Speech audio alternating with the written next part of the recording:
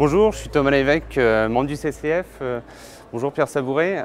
J'avais une question sur les traitements hypolipémiants. Où est-ce qu'on en est aujourd'hui? Au niveau des traitements hypolipémiants, ça bouge beaucoup pour les patients en prévention secondaire. Deux grosses études, Odyssey Outcomes Fourier. Que voit-on? C'est quand on baisse encore plus le LDL cholestérol, nettement en dessous de 0,70 g par litre, qui sont des recommandations de seuil, mais en fait c'est la puissance qui compte, eh bien on réduit les événements cardiovasculaires majeurs. Donc nos coronariens, ça reste vraiment lower is better, en sachant que dans Odyssey, par exemple, en dessous de 0,15, on arrêtait le traitement parce que quand on est très très bas, on ne sait pas ce que ça donne sur le long terme. Et en prévention primaire, chez qui on met des statines? Alors la prévention primaire, c'est plus complexe. Donc on sait que les patients au risque, il faut les traiter. Les patients à faible risque, il ne faut pas les traiter. Il faut des règles hygiéno-diététiques. Et les patients à risque intermédiaire, il faut faire le score calcique. Alors qu'est-ce que c'est le score calcique? C'est une radiographie pulmonaire, faible irradiation, en regard du réseau coronaire.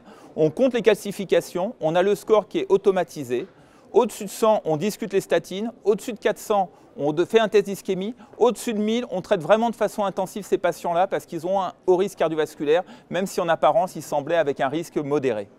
Mais on est à l'EuroPCR et du coup, quel est le message aux cardiologues interventionnels sur les traitements hypolipémiants? Alors les interventionnels, ils sont très ciblés sur le nouveau stent, les antiagrégants plaquettaires. Il n'empêche que quand on baisse profondément le LDL cholestérol, comme dans Odyssey Outcomes et Fourier, on diminue de 35% les revascularisations coronaires percutanées en urgence ou programmées. Donc si l'interventionnel veut dormir tranquille en garde, qu'il baisse profondément le LDL cholestérol. Merci beaucoup pour cette mise à jour sur les traitements hypolipémiants. Merci Thomas.